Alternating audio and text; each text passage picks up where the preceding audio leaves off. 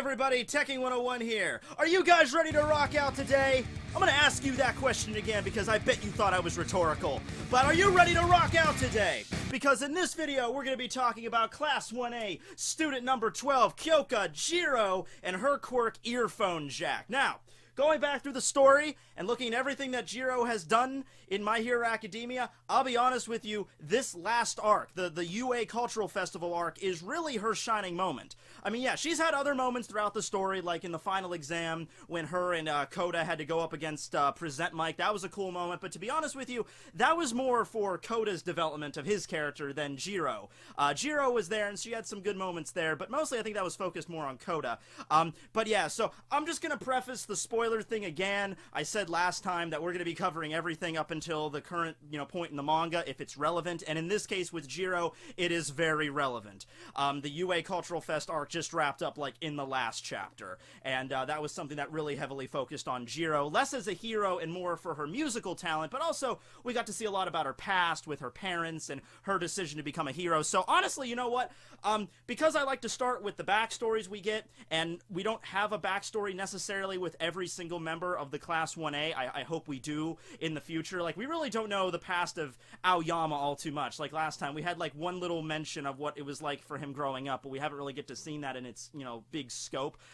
With Jiro, we do have that. So Jiro, her parents, her father was a musician, and her mother was a composer, and then they got together, and, they're all about music and everything like that. They're not following the hero path, and Jiro is actually an example of inheriting a quirk from their parents, like exactly. So Earphone Jack is actually Jiro's mother's quirk. It's the exact same quirk that Jiro has that was just inherited to her. And the reason that that's relevant is because a lot of other times we see either quirks being very different from the parents of the person that has them, or they're a combination of them. Like if you look at Bakugo, his quirk Explosion, that nitroglycerin stuff he sweats, is actually a combination of his mother and his father's quirk. His mother has a quirk just called, I think, Nitro or something, that just makes her skin, just like nitroglycerin, so it makes her skin really smooth or shiny.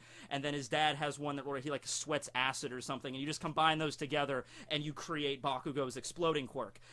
Other times you have quirks like Izuku's, whose mother involves levitation, telekinesis, and his father, who we still haven't seen Deku's father, which I find that a little weird. Am I the only one that finds that a little weird? We haven't seen Deku's dad, this far into the story. Okay, whatever. And he could breathe fire. But then Izuku came out, and he had no quirks. So, yeah, it's kind of interesting to see that, yeah, in some cases, it's just a direct quirk transference from parent to child, as with the case with Jiro. And her parents, they were musicians, and her dad was kind of like a, long hair, kind of like rock out kind of dude. But he wasn't like an abusive alcoholic or something. He wasn't like the kind of musician that's going out shooting up heroin and partying all night long and just forgetting about it, his kids even exist. He seemed to be like a very nurturing father that just really loved the music. You know what I mean? It's about the music, man. Which reminds me, I need to learn how to play an instrument. I'm aiming toward piano, but every time I try, it's just it's too hard. I'll move on to something else. Maybe I'll figure it out later. But I'm gonna sit my ass down someday, and I'm gonna learn how to play the damn piano or the keyboard or something. But anyway, and her mother was a composer, all right? So that's how they fell in love. And Jiro, growing up, was awash in all this musical culture. There's a cute little scene here in the Cultural Fest. We see a flashback of Jiro playing a guitar when she was a little kid, and, we see little chibi Jiro there holding a guitar and stuff. And her parents very much wanted her to probably be a musician or a composer or something in the field of music. But then as she grew up, she decided, you know what, I really don't want to do that. I want to be a hero instead. And she was kind of nervous telling her parents about that, and it's probably not so much because her parents were like, hey Jiro, you're gonna be a musician, right? It was probably more just she sees how much music is important to her parents, and without even, like, her parents directly telling her what they wanted, what they expected from her, she could kind of assume that they wanted her to do something music-related, but she didn't want to do that. So she was probably just kind of nervous telling her folks, like, hey, Dad, Mom, I wanted you to sit down. I want I want to be a hero, but they were very supportive of her, and they told us like, yeah, go for it. You know, you're our child. No matter what you want to do with your life, we support you. So that's a very warm moment from her parents. It wasn't like, no, you're gonna play drums and that's final. You know, it's just like, nah, we support you. Go do whichever you want. You want to get into UA? You got into UA? That's freaking nuts. You're gonna rock hard, my girl. So, and she seems rather embarrassed by her parents a lot, especially her dad, but that's just typical. Despite, you know, the musical upbringing and the fact that she knows how to play a few instruments, and she has apparently a very lovely singing voice, as we saw in the last arc, she's rather shy amongst all the other members. You know, we have very raucous members in Class 1A, like Bakugo always going around screaming, like, I'm gonna kill you, you know, and Kaminari's, you know, he usually talks very loud. Mineta, you know how he is. Jiro's usually off to the side, and she's usually more reserved than the other ones. But in terms of her, in terms of her skill as a hero, she takes it very seriously. Now, let's talk about Earphone Jack, her quirk. Now, I might be mistaken here, but I want to go on record saying this is one of the more unique ones I've ever seen in terms of a superpower. Okay, I know plenty of anime and comic book characters that use sound as their primary, you know, technique. You know, like maybe they can yell really loud and they manipulate sound waves or stuff, like Zebra from Toriko comes to mind and stuff like that. But I have not seen any other character in the world of anime, at least, that the sound-based ability manifests in an actual, you know, earphone jack. Like, you could just go to the store and buy a pair of headphones and, like, an earphone jack in this exact size and format that extends from their earlobes, and they use that as a primary weapon. Maybe there's a character in a comic book somewhere that has an ability that's similar to Jiro's, but from what I can see and understand, this is even if there is somebody else that has that ability, I'm feeling like they might be very obscure and not a lot of people know about them. In any case, it's a very interesting design choice. But anyway, earphone jack is not just a cosmetic choice it looks like, oh, you have earphones as earlobes. No, they actually function not just to transfer sound, but also as like a whip. Jiro can actually extend these things much longer than they usually are. Usually they only fall about neck length, but if she wants to, she could stretch them out to be up to 6 meters long, and they seem to be very durable, very flexible, and she has great earlobe jack control. I don't know how else to describe it. We've seen her hanging out in her room and using these things to throw darts at a dartboard fairly accurately. Like, she takes a dart, wraps it around the earphone jack, and then she can, like, throw them at places. So she has, like, perfect control of these things. So they're very handy in combat, especially if you don't see them coming. You know, she could walk right by you and you don't know what she's gonna do. Is she gonna throw a punch? Is she gonna kick me? What's she gonna do? And then before you know it, you get stabbed in the eye with a freaking earphone jack. That might seem kind of like a silly way to fight, but she's actually used it that way before, against Mineta. Usually it's, you know, whenever Mineta says something really perverted, she's the one that usually, you know, beats him down. Like, you know, that typical scene in a lot of anime where you have a really perverted character, like, I love boobies, and then a character comes up behind them and, like, smacks them upside the face, like, you're a pervert, go away! That's Jiro to Mineta, and to Kaminari a few times, too. There was a scene when, they were in the locker room, and the guys and the girls, they were changing, and of course it's Mineta, so he's gotta be like, I gotta spy on the girls, and he sees a hole in the wall, because there's always one. Yeah, I don't know about you, but most locker rooms I've ever been in, there wasn't a very obvious hole drilled into the wall so you could see into the woman's locker room. But anyway, Mineta finds one, and he's like, oh, I gotta look in there. And he's rattling off, like, all, like, oh, I want to see Yaoyorosa's knockers, and you know, Tsuyu's slender frame and all that stuff. And then he just gets stabbed in the eye with Jiro. She just, like sees the hole and just like, oh, well, I know where this is going, and just, you know, plugs her freaking jack right into Mineta's eye socket, and he's like, oh god, no! But kind of a weird, like, not really weird, just kind of like a moment to kind of tell you a little bit more about her personality and stuff and how she feels about all this, is that she was kind of upset that Mineta didn't mention her, because Mineta went down the list of, like, every girl in Class 1A is like, oh, I can't wait to see, you know, I mean, he's a pervert, but he's like, I can't wait to see Yaoyorozu and Uraraka and Hagakure, even though she's invisible, like, blah, blah, blah. But he left out Jiro, and I think that kind of, like, hurt her feelings a little bit, like, oh, am I not pretty enough or something for you to, like, I don't know, I don't want to go too much into that, but I found that was kind of an interesting moment for her, that she was kind of, like, you know, upset by that a little bit, like, she got her feelings hurt. In terms of fan shipping, it seems most people seem to go with Kaminari and Jiro. And this is kind of like a moment, because at the beginning they didn't really seem to, they seemed to not get along very well, or she seemed to make fun of him a little bit. But as the series goes on, they seem to be hanging out more together and having a little bit more of a dynamic. They were teamed up in the battle trial, and they seem to get along well there. So I just from the way that they talk, and they're like, she clearly doesn't hate him. She clearly likes his company, Kaminari. So I could see that, yeah. And Kaminari seems to have like the really cool aesthetic. You know, that's like his design. Like, yeah, I'm pretty cool, guys. I got the cool jacket. I got lightning powers. I got like a headphone thing on. So that, I mean, that's cool. All right, we'll go with that. I'm fine with that. Jiro and Kaminari, ship it. Now, those are just the physical aspects of Earphone Jack. Actually, like extending them, you know, stabbing someone in the eye, whipping them around, you know, stuff like that. And there's a weight limit for this. I mean, she can't just lift somebody up with her earphone jack. I mean, it's the same as any other appendage.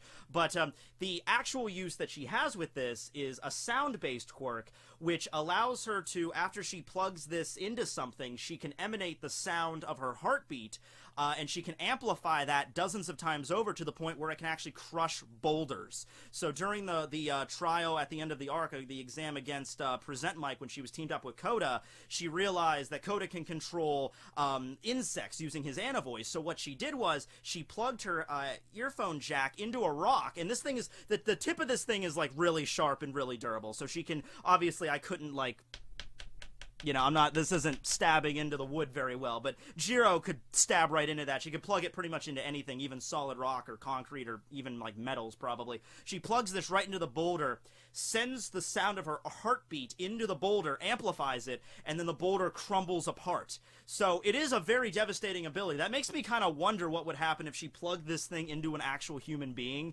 And, you know, sound, you know, water, you know, is mostly what humans are made up of, and water transmits sound fairly well. So if she plugged this into a human body and then just did that, I mean, would they just explode?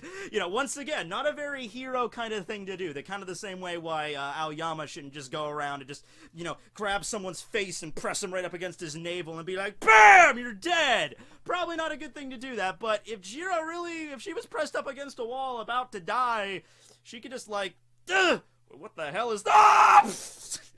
Or at the very least, it would blow out their hearing or whatever. But anyway, yeah.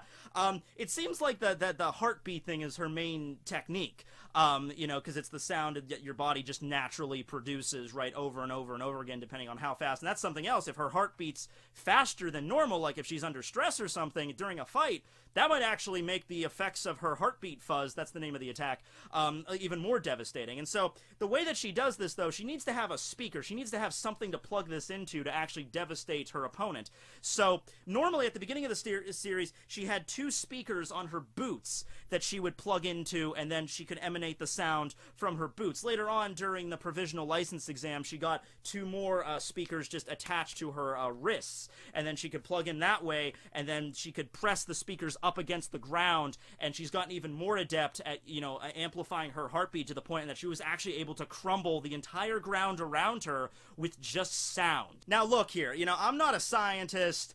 I don't know how many decibels of sound you need in order to, like, garner this effect, like a little miniature earthquake on the ground. I don't know exactly how many decibels you need to output to do that, but I'm just going off on a limb here and going to assume it's a lot. So the fact that Jiro is able to amplify just her heartbeat to this devastating level, and obviously, like, the speakers probably amplify it a bit too, but the fact that she was able to just plug her earphone jack just into a rock without any sort of speaker system, and just the effects that it was able to have from that alone were very devastating. So I don't know if you would even be able to calculate that. Like, how I'm sure this test has probably been done before. Somebody's probably like taken a rock or something and put like some speakers or something next to it, like, and maybe it's like some special kind of really high amplitude speaker, like the thing from like Back to the Future that Marty McFly plugged into or something. Is like, all right, let's see how much sound we need to actually break apart that rock. Somebody's probably done that test at some point. But yeah, she's able to do that just naturally, all right? And this is when she's a teenager, when her quirk still has room to grow. So yeah, very, very devastating there. Now, during the Cultural Fest, when the idea of throwing a concert was thrown around, people came to Jiro immediately because they're like, oh, well, you're the rocker girl. hall, and even her room is decked out much in the same way that you would imagine it would be. They came to her for advice and everything, and talking about the various instruments and stuff. You'd think that she'd be able to play like anything, like any instrument, because of her upbringing, but not really. I mean, she can play bass and guitar, and she has a very good voice, but she can't play every instrument, so that's just something there. She probably like dabbled with like a little bit of everything, but she's probably settled on the bass and the guitar is what she's really good at. And so she wasn't even gonna sing at first, but then they kind of like, they didn't force her into doing it, but she kind of got pushed into that role. And the chapter where the entire rock concert is going on, and I understand it's not finished because Horikoshi was on a tight schedule and everything. Don't worry, when we get to the Tankobon format, this chapter will be finished up and it'll look amazing. But we get to see some really cool scenes there where Jiro is in front of the whole crowd and she's like, thank you all, and she's singing, and she's really giving it her all. There's this one panel here with this weird perspective of Jiro where her mouth's like wide open and she's like screaming into the mic, she's singing, and this is when we have the flashback with her family and everything. So this was really, I mean, I know it's kind of distracting for a lot of people because of the lack of detail on some of the art, but this chapter really was heavily focused on Jiro. And then at the very end, you had the scene with Eri finally smiling, and I think that stole the show in a lot of fans' eyes. They saw that, like, oh, Eri is finally free from the darkness of Overhaul. But I read the chapter, and I'm like, yeah, Jiro had a good moment, too. Oh, speaking of Overhaul, interesting little comparison between the two.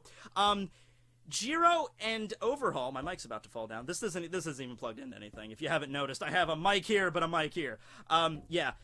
Interesting comparison between Jiro and Overhaul. They're the only characters, to my knowledge, whose hero name, or in, Chisaki's case, his villain name, is just taken from their quirk's name. So, Jiro is the hearing hero, Earphone Jack, and the name of her quirk is Earphone Jack. And Chisaki took up the name Overhaul, who, his quirk is literally called Overhaul. He can disassemble things and construct them into something different. So that's an interesting comparison there. If not just like a little bit of lack of creativity, but fine. Something I've always wondered, who decides the quirk names? Because there's some quirks like Earphone Jack that existed before Jiro. Her mother had it, maybe other people had it too, but I wonder if there's like a section of society that like they sit down, they have a little table where they talk about, how to name quirks. And you might think that's not really an important thing, but given how Horikoshi delves a lot into real world things, like like just the Hideout Raid arc, not the Hideout Raid arc, the Yakuza arc, when they were going to invade the compound. There were like a lot of chapters leading up to that. It was like, hey, we got to get search warrants, we got to comply with different, with the police and everything like that. We just can't charge in. We have to do this by the book. So Horikoshi is totally a writer that would delve into how quirks are exactly like, how the name of them are devised, who comes up with them. There's probably a committee somewhere that sits down. So, that's interesting. If not, some of them are a little weirdly named, or some of them are kind of blandly named, but still, I mean, it's a cool concept. Now, what else? She hasn't really done much in a few arcs, like the training camp arc. She was one of the students that just got knocked out by the gas, along with Hagakure, Invisible Girl. So they put the gas masks on them, and Aoyama was kind of watching over them, but they didn't really do much during that arc. And even after the arc, Hagakure and Jiro, they were both hospitalized for some time, so they really had nothing to do with the whole hideout raid. And when the students came back and they were talking about they were moving into their dorms, and Aizawa kind of took them aside and said, hey, look, Midoriya and Todoroki, Yaoyorozu, Ida, and Kirishima, you guys all went to try to, rescue Bakugo and everything, and that was against the rules, but also everybody else in the class, you knew them, you knew they were going to do that, and you didn't stop them, so I really should expel you all right here, with the exception of Hagakure and Jiro, because they had no idea what was going on. So yeah, that was an exception there. If things were going to be taking another way, if Aizawa didn't have if he didn't like his students as much as he did, they would have all gotten expelled, and the only students left would have been Hagakure and Jiro, and that's what the focus of My Hero Academia. Izuku's like, well, I flunked out of UA, I didn't flunk out, I got expelled. Well, I tried. Maybe I'll try to apply at Shiketsu. Maybe they'll take me. I don't know. During the attack on USJ, she was teamed up with Kaminari and with Yaoyorozu, and this was a neat moment because this was a kind of a serious moment because, you know, villains were attacking them all of a sudden. So Jiro didn't rely solely on her earphone jack. Yaoyorozu, using her creation quirk, actually pulled out a like a tanto, like a short-bladed like sword that she grabbed, and she was fairly adept at using that against the villains. She used her earphone jack and the speakers, you know, the heartbeat thing as well to kind of like, you know, blow out their hearing, but just the fact that like, hey, okay, villains are attacking now, can you give me like an actual weapon, you know, like something like a sword, because if I'm gonna have to defend myself, I'm gonna, you know, maybe want more than just my quirk, you know. So that was a neat moment. It was also a pretty funny moment when Yaoyorozu used her quirk to make that insulation cloth, so Kaminari could use his, you know, indiscriminate shock to, you know, take out all the villains at once. And Yaoyorozu, she loses her clothing when she makes the cloth, and her, you know, boobs are all over the place. And Yaoyorozu, it's actually two versions of this scene. One of them is just like she's off to the side and she's just like staring at Momo like, holy shit, Momo's stacked. And then, but the English dub took it a different way, which I found way more funny.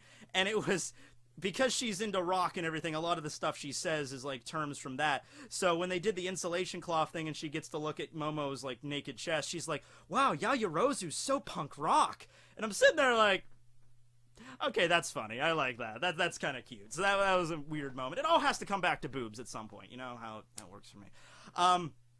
Let's see. Provisional license exam. She passes that. The sports festival, I think she didn't really get to the final round there. I'm not recalling her getting into the final round with all the fights, but I think she did finish like 21st or something in the race, so it's not too bad. She took out a few robots with her quirk there.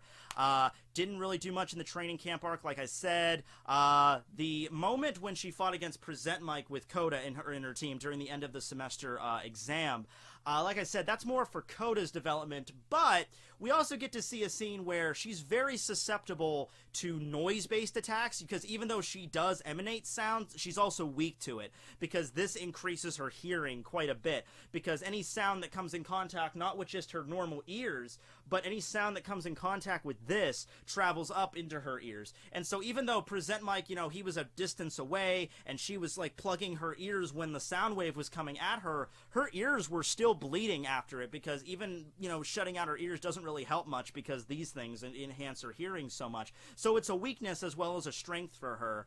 And it also shows that because, you know, Koda and Jiro were the two sound-based quirks from Class 1A, they got put up against Present Mike, who's a sound-based user. I'm sure that was totally intentional to kind of show them that they have a lot of ways to go, basically. And she can maybe get her quirk maybe up to the level of Present Mike's voice, because whenever, because his is just called voice, and whenever he was letting out his sound, she tried to cancel it out. She tried to do like a feedback thing where she plugged into her speakers and launch a counter sound wave, but Present Mike's power is just so great, it just kind of like, it just muffled it out. It didn't do anything. It just kind of like neutralized it. Let's see, what else? During the internship arc, she interned with Death Arms. If you don't know who Death Arms is, it's this guy. You know, the guy that appears at the very beginning of My Hero Academia with the slime-based villain, and he has like the yellow and black, like the construction, you know, warning things all over his body. Yeah, so she paired up with him, and very useful quirk for reconnaissance, because all she has to do is, you know, like, okay, I think there's some villains on the other side of that wall. Jiro, can you listen to what they're saying? All she has to do is, okay, just plug her earphone jack into the side of a wall, and she can hear everything that they're saying. So, extremely useful quirk for just reconnaissance. So yeah, I think that's everything involving Jiro. In terms of her own personality, like I said, she was shy at the beginning and seems to be slowly coming out of her shell a bit. I'm a big fan of her hero costume. It's really basic, it's nothing really special, but she looks like she's, you know, a member of a band. You know, she's got the face makeup on, the triangles, and she's just got like a ripped up shirt that looks really cool, and a neat leather jacket, and she's got like the neckband thing and the speakers. I think her hero outfit, it's simple, but it works, you know? And also, one more thing about her design is that I didn't even notice this at first, but her hair has a streak in it that's indicative of an EKG, like a heart rate monitor in a hospital, because she's all about sound. So that's just an interesting little design choice Horikoshi added. So yeah, I look forward to seeing Jiro in the future. I hope whatever arc we're going to be going into My Hero Academia, I hope we focus on Jiro a little bit, considering we just got off of the Cultural Fest and we focused a lot on her. So I hope we get a scene where she can like really shine afterwards, after the Cultural Fest. So we'll see where that goes. Thanks for watching. I also, you know what? I just wanted to take a moment to talk about the music, man. You know, the music, because just getting into this video, I'm like, okay, well, let's see what we got here. I got my headphones and everything. I got my AC/DC shirt. I'm gonna wear that. I like AC/DC. The thing about music with me and how I kind of developed with it, and you could share your feelings about music below, what your favorite band is. Tell me your favorite band, your favorite song, and your favorite standalone artist if you have them, because for me they're all different. My favorite band is Panic! At the Disco. My favorite standalone artist, David Bowie. This is his biography right now I'm reading. And you also have my favorite song altogether. That's actually a song from the Rocky Horror Picture Show, and it's science fiction double feature by Me First and the Gimme Gimme. So you just tell me all that below. But also, just from music, how it developed for me was I wasn't really into music when I was a little kid. I didn't really like it. I didn't really listen to a lot of stuff until I was like in late high school. I started listening to it. My dad was a big fan of the like 70s like rock, so AC/DC was one of his favorite bands. Ted Nugent, Pink Floyd, Allman Brothers, the Doobie Brothers were big in his eyes, and so he would always have these jam out sessions, as he called it. Like, I would get home from school every day, and then he would help me with my homework, and he would make my dinner, and then after everything was over, I'd be like, you know, playing on my Super Nintendo or something. He'd be like, all right, son, well, I'm gonna go in my room and I'm gonna jam out. And he had this huge speaker system in his room, and he would just sit in his bed and he would just jam out to all this stuff and all this you know, music from like the 70s and the 80s, all this rock music usually. And I wasn't really into that as a kid, but as I grew up, I sort of developed my own taste in it, which was like the I guess the best way to describe a band like Panic! At the Disco is like alternative rock, or, you know, emo rock. I remember it was called like back in the day, you know, but more alternative, I guess. So I developed like an interest in that stuff, like All Time Low and Fall Out Boy, My Chemical Romance for a little while, but they broke up. But then at the same time, I was also kind of getting into the stuff my dad listened to. So I do listen to a lot of AC/DC, and I do listen to a lot of Black Sabbath. So those are some of my favorite bands from that era there. In terms of AC/DC, this is not going to piss a lot of people off that you like AC/DC. Back in Black, which is one of their like most famous, if not their single most famous song that AC/DC has ever done, I'm not a huge fan of that. I don't think it's a bad song. I don't really like it all that much. I'm not like super into it. I would take Thunderstruck over Back in Black every day, and I know a lot of people might get pissed off at me for that. I'm sorry. I don't really like the song all that much. I don't know what to tell you. I just got into it. But anyway, yeah, let me know what your feelings are about the music, man, because that's always something to discuss. Now, before we go, though, we have one more thing that we need to do. We need to roll ourselves a D20. All right, so as I said last time, we're going to roll a D20 just to see which member of Class 1A we will be discussing on the My Hero Academia discussion video series. So, Jiro was, of course, number 12. Let's roll that die. By the way, just to give you an idea right now, if we get to a number we've already done, I just roll it again. Okay, so we're probably going to have to be doing that a lot more often later down the line we go, obviously. But I think that makes it more fun. All right, roll that die. What do we got? We got 20, yes! Oh my god, we got Yaoyorozu! Yes! Yes! Yes! Oh, yeah, okay, I'm happy now. Oh, the next video might come out a little bit earlier. Yes, okay, cool. So the next My Hero Academia discussion will be Momo Yaoyorozu, and I'm not just excited because of her boobs. Her quirk is also really interesting, and she does have a lot of personality and character development. And you could take that to mean whatever you want, but she's one of my favorite characters in the entire story, so we'll be in Momo Yaoyorozu next time. Check back here. Later, everybody. Fucking believe that. I didn't rig that. Seriously, I didn't rig it. That was a genuine response there. There are some people in the comments that, because the whole reason I did the D20 thing was because I didn't want to wait till the very end to do Yaoyorozu. I didn't want to go down the line like Aoyama, then Ashido, then Tsuyu. I wanted to, you know, randomize it. And I'm like, there are people in the comments that were like, oh man, I hope he rolls that 20 on the very last video. I'm like, he's number 3! Number 3! Yeah!